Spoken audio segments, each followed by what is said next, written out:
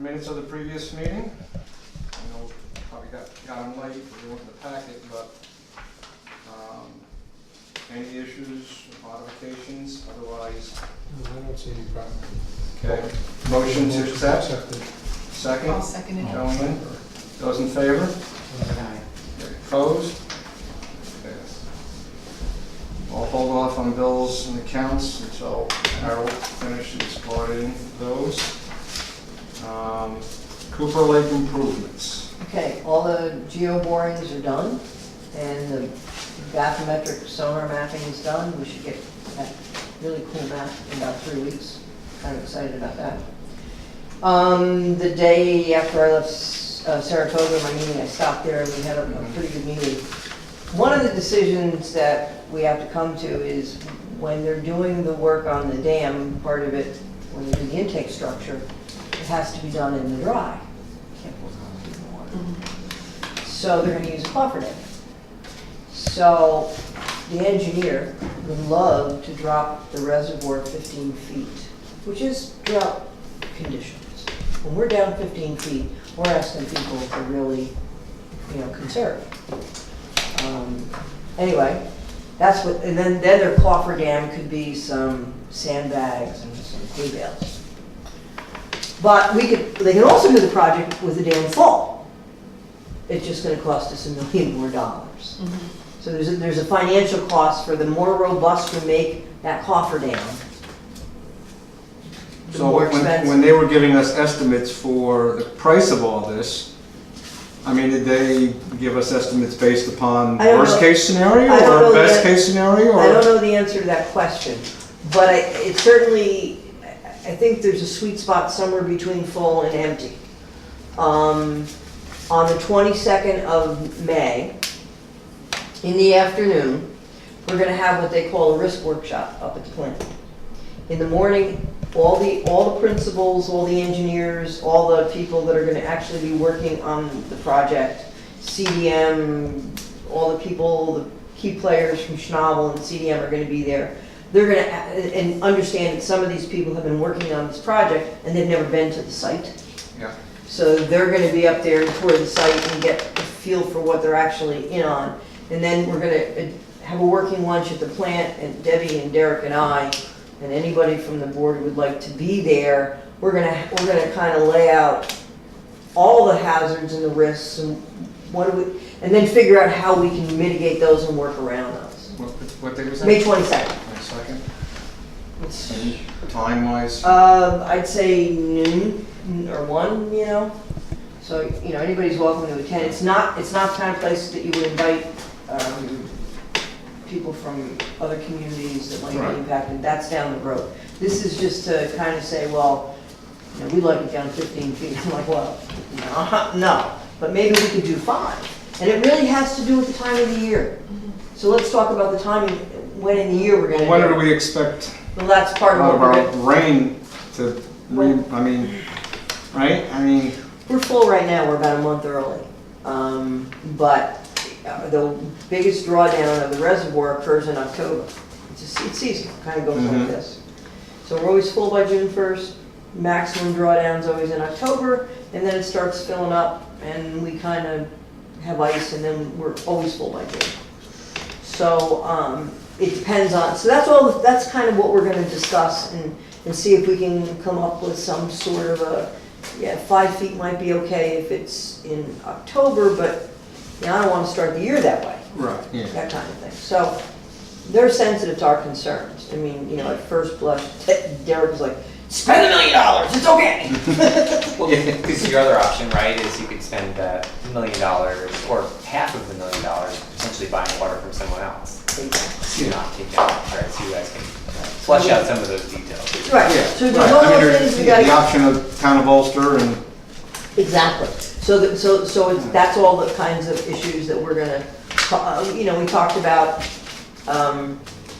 do you want to understand that the intake structure is gonna be, it's kind of moved over from where they originally envisioned it. It's gonna be on the sandbar there, if you can picture where the sandbar is, there's a little bit of drought. And you're gonna either need a bridge or backfill to get to it. Mhm.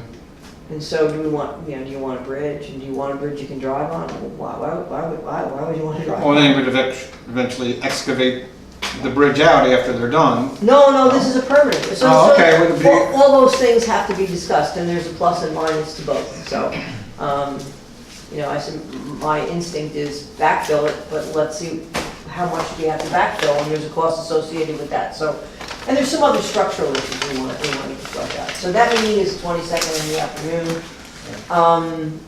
As I said, you all are welcome. Debbie and Derek and I will certainly be there. And Derek's gonna have some, as many people that are in that day, we're gonna try to clear the calendar so they can sit in and just, hear how the process is gonna be. So, I mean, what's the deadline, what's the next timeline are we expecting on anything? I mean, hey, Peg, I don't know. we don't have one set. We don't have one set. I mean, other than having this meeting to go over that, I think this will identify those and we'll kind of. Schnabel is still in the process of generating plans for, And I think they're close. When you have this meeting, you're kind of getting close. oh, okay. Now you're down to the nitty gritty detail kind of thing. And so I mean, that's where the ball's in Schnabel's court. Absolutely. At this point in time to continue correct. developing the plans. And they have all the preliminary data in terms of the geotechnical borings and the bathymetric work. That's all done. So they have everything now that they need to do to move forward. And this risk meeting, this workshop is one more thing.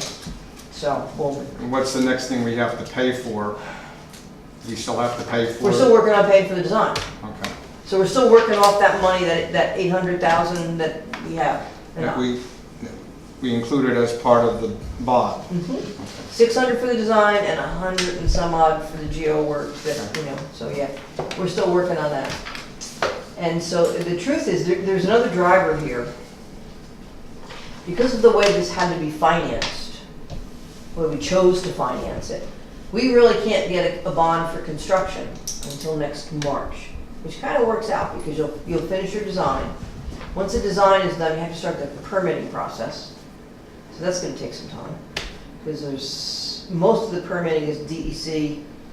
There's a little bit of DOH, not much, intake structure, that kind of thing.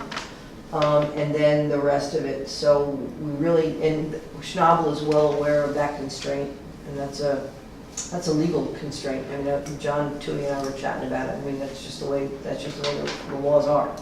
So we know that we really couldn't start construction much before next spring.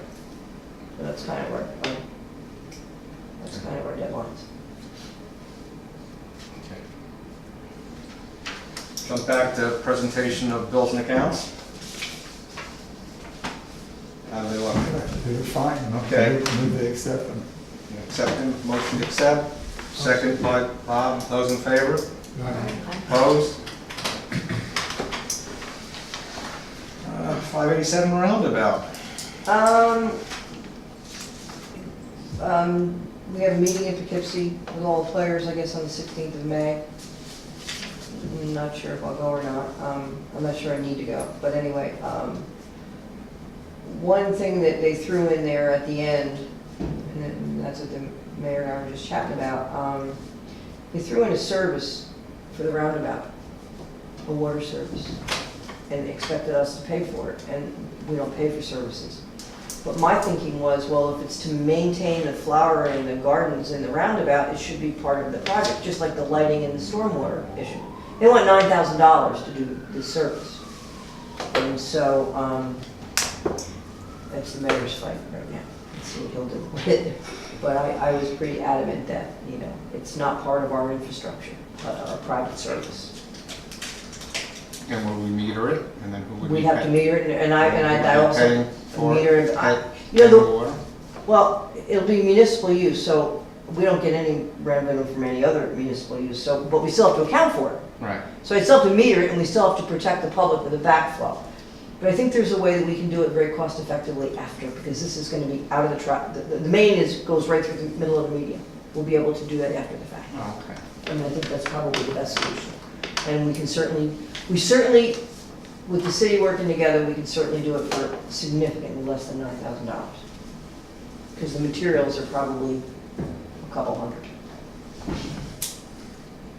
So Benir and Larios has reviewed the plans, or I they all was set up with there that? today, I looked at them today, and they're everything that we asked them to do, and they adopted all of our suggestions for the order of, we can't actually say what the order of work should be in the construction project, because that's up to the contractor, but in the bid specs, there's gonna be a recommended sequencing of the project, Mhm. and DOT adopted it, and the only issue we had was with that service.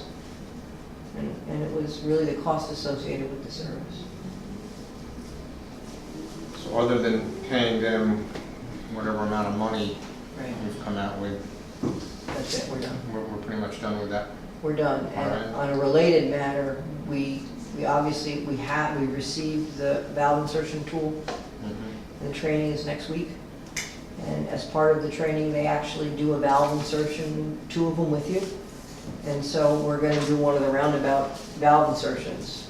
It's 12, they want to, you want to have them show you how to do a smaller one and a larger one. Well, there's a 12-inch main right now in the median as St. James and Albany come together there in that triangle. We're right in, so that's a perfect place to do it. So we're gonna put one of them in there. We have 3 to go. So we'll get one out of the way.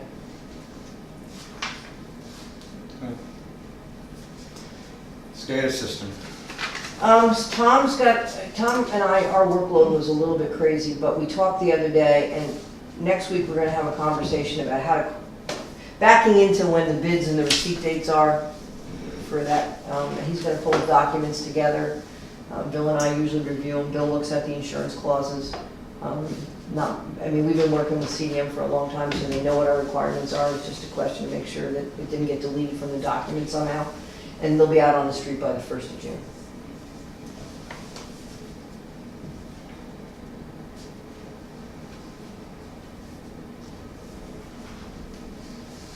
Okay. Benny Water UPS. Okay, startup went really well. There's an issue with the warranty. I got a call from the distributor for Mitsubishi the other day and say you want to have a conference call, one of the callers as the owner. And so I said, well, they have some issues with the warranty. So Jim and Tom were in on the call. And essentially, Mitsubishi would like to, we have issues with the warranty because when they went there, they smelled chlorine. Well, of course they smelled chlorine. We had chlorine there. It's the building, it's the conditions in the building. So I immediately put it back on the design engineer because he was fully aware of those conditions. And I've since sent him a letter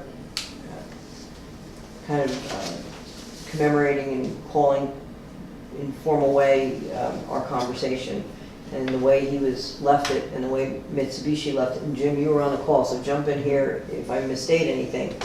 He's going to test the atmosphere. He's going to have Mitsubishi come and test the atmosphere. The reason they smelled chlorine is because all the doors were open because they were doing the installation that day. The chlorine is sodium hypochlorite. It's in a distinct room. The door's supposed to be closed, and there's a vent to the outside there. The UPS is in a separate room. And Where the, huh? where is that? What room is that? That's in where the control room is in the back with all the electrical room. Okay. So it's about as far away from that as you can get. And it's got its own door. And so, Derek has instructed those doors always stay closed. And you shouldn't smell any chlorine in there. But the amount of chlorine that this unit can withstand is 0.02 parts per, it's way low, it's incredibly low.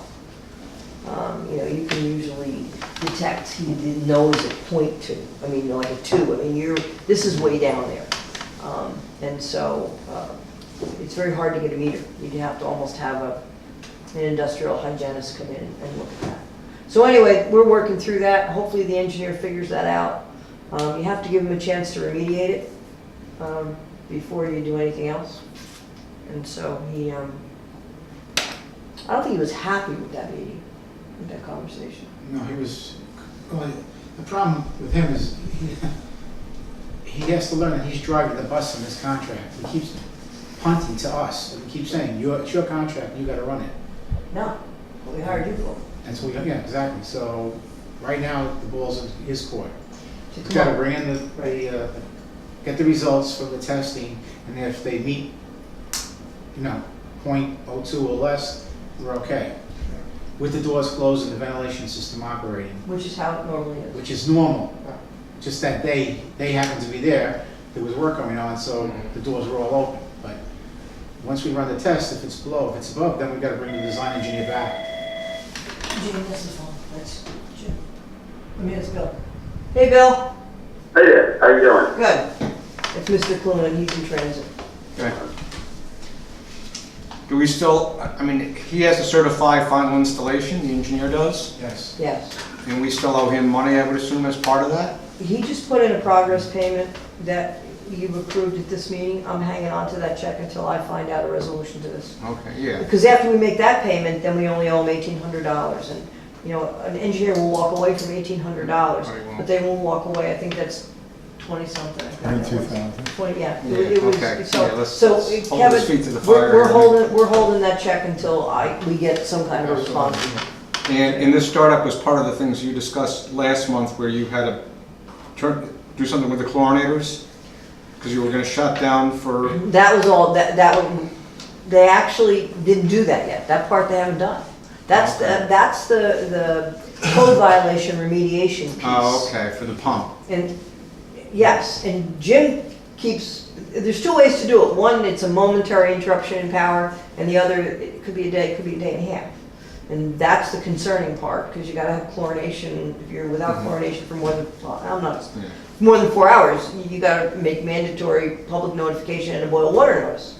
So, that's not an option. So, either way, we're gonna have a backup system, but I don't wanna have to rely on a backup system for more than a few minutes. In any case. So, You can't insert chlorine anyplace else, like down at the compliance point?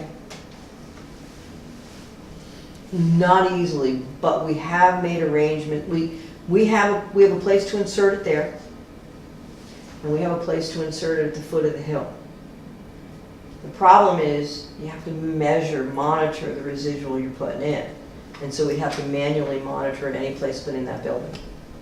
I have a chlorine monitor there, so it'll put it into our SCADA system and record if we manually add it there. But we do have other places we can add. We would just then have to monitor the residual by hand. It's not that hard. Yeah, I mean, We can do it.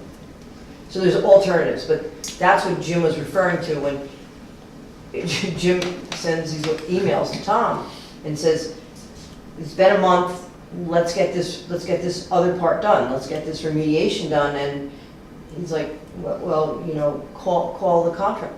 No, it's your job to call the contractor. So, but Jim doesn't let him get away from, you must communicate with him every couple of days? Yeah, it's very difficult to deal with. Right. Would never recommend them again.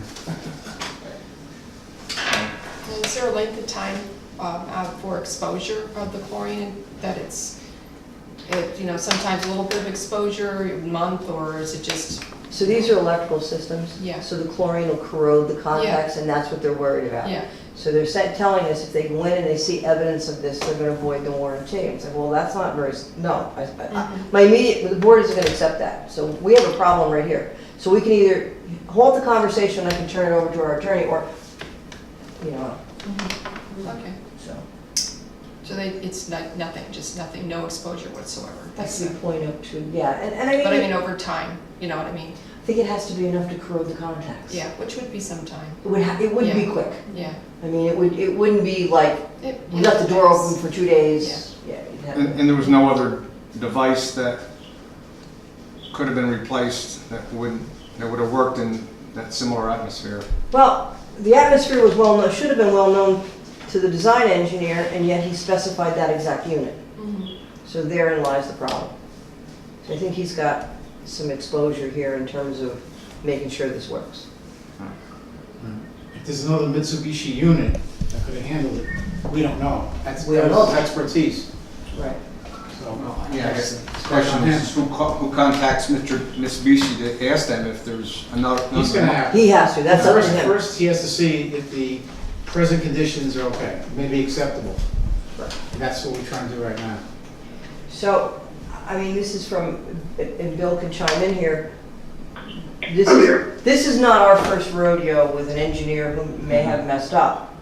And so the first thing you have to do is you have to give them a reasonable time to make the correction and make amends on that and fix it. And if it was something, Judy, it was a properly designed product but for an improper place, correct? maybe, yeah. Maybe it's an appropriate place. That's the first thing we have to determine. Yeah. It's really up to him to figure out a solution. Judy, I didn't hear what you said in the beginning though. Did they go in and have the test? Not yet. Oh, okay. And we're just gonna, hang on to Sure, so. the check until that happens. Yeah. Okay. Transmission main rehab project? Permits are to DEC, they're in process and they're finishing their design, so we're working on that. We just sent a letter to DEC about, we've already gone through the secret process with that, but there's still some updates to the permitting and So we're still waiting for the engineer to complete. he's still working on the design, yeah. I would say we're 3/4 of the way through, because we're 3/4 of the way through the budget. We're pretty good with that. Okay, and then the second part of that is, the second half of that transmission. This part, that we're talking about 75% done, is all the valves and stuff right at the foot of It's Biddy not, Work. it's not the lining for the main above the plant. We still gotta work on that We as a still have to separate work on issue. that, right, a separate issue, yes. Lagoon sludge removal? We're doing fine with that. They're back pumping every once in a while and filling it up, and we're just gonna have to let it sit and see what, but everything looks fine. And the engineers will be back probably next month to do their final appraisal. They waited for it to be done, to be down.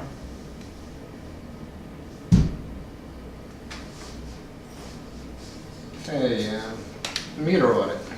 Got the results Tuesday, Jay? Yeah. Tuesday. It looks like it's, first of all, we got the raw results. We haven't even officially gotten the real meter results. We got their business case results, they think there's a project, they think our meters, the small meters are about 93% efficient.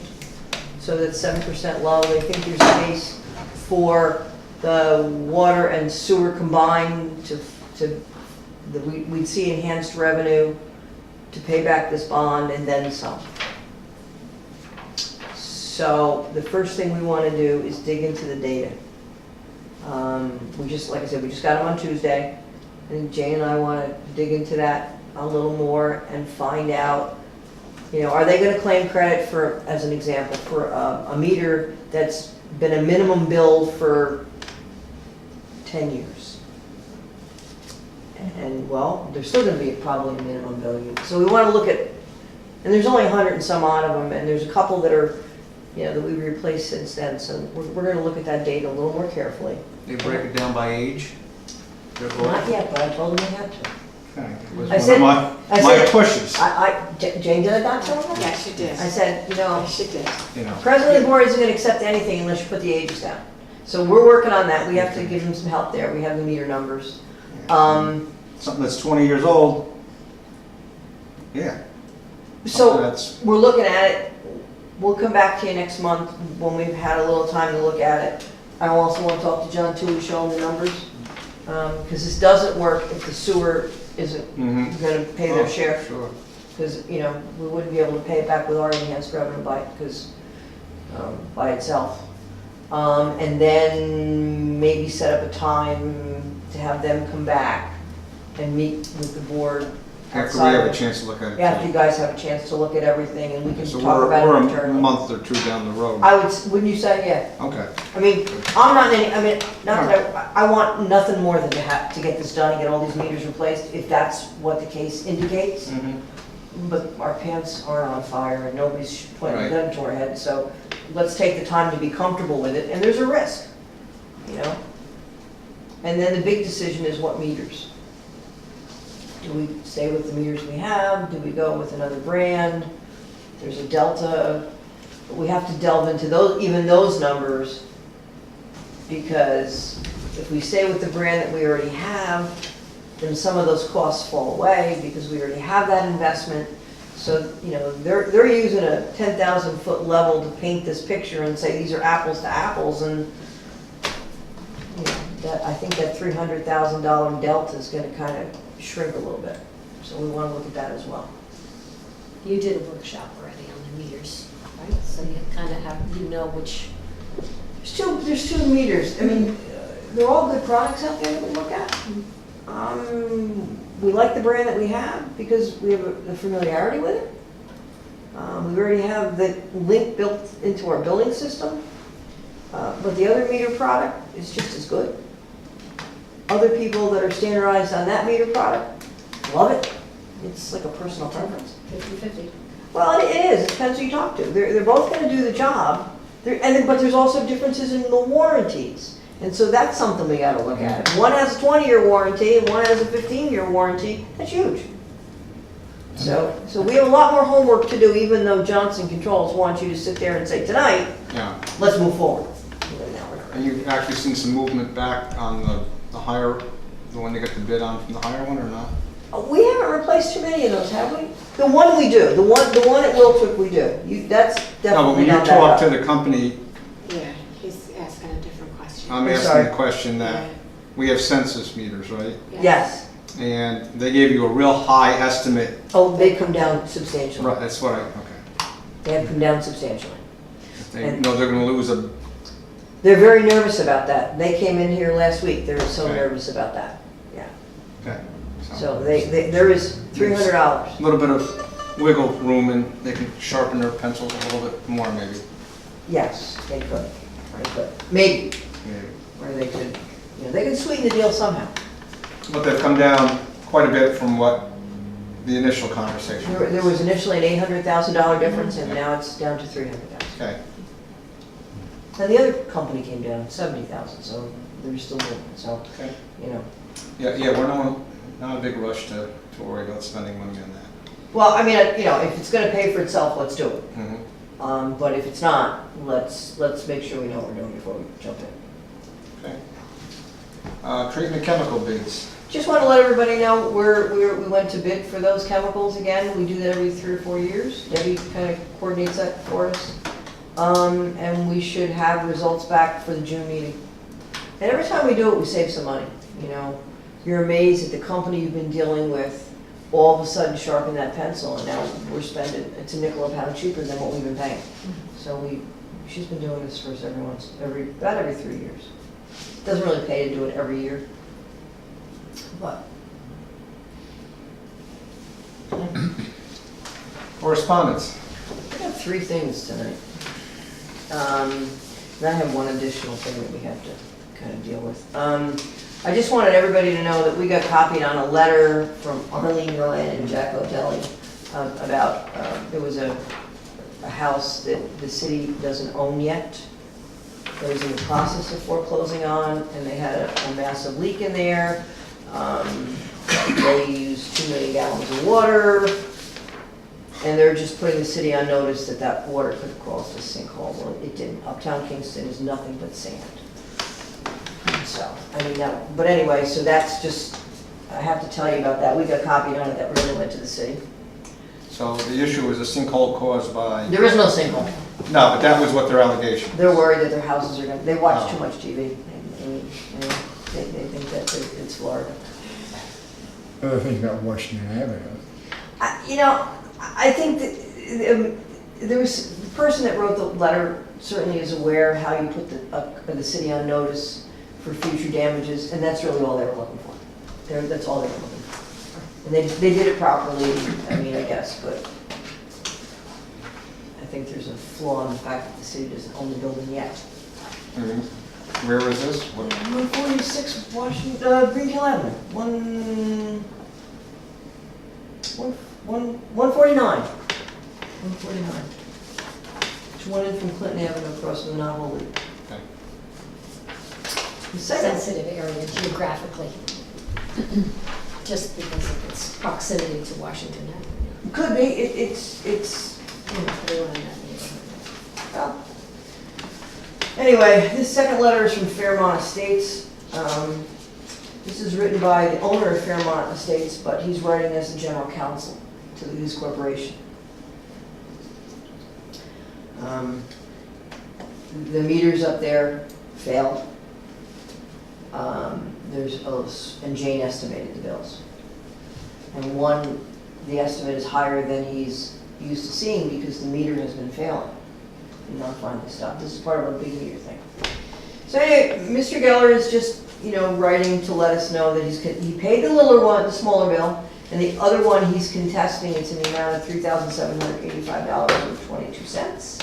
And he's challenging the estimate, and all he's requesting is that we itemize how we arrived at that estimate, which I think we can do pretty easily. Yes. Jane just doesn't pull these numbers out of the air. There's a real basis for coming up with that estimate. And we'll respond back, and we'll see where that takes us.